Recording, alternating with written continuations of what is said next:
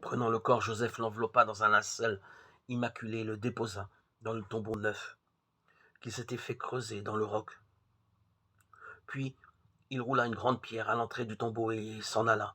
Or, Marie-Madeleine et l'autre Marie étaient là, assises, en face du sépulcre. Matthieu 27, 59, 61. Un tombeau neuf dans un jardin. Avouez que c'est surprenant. Ce n'est pas le jardin du paradis, mais un jardin transformé par les hommes en cimetière. La mort est entrée dans la création. Remarquez que le tombeau n'avait pas encore servi, il attendait la venue de Dieu, le Dieu de la vie. Car les hommes choisissent souvent les forces de mort.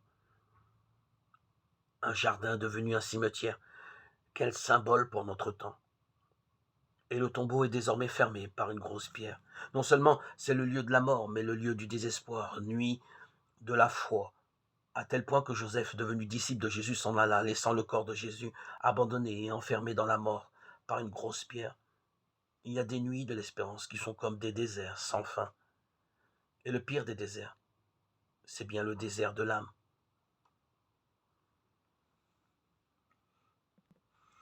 À travers ces déserts, Seigneur, donne-nous de tenir bon dans la foi,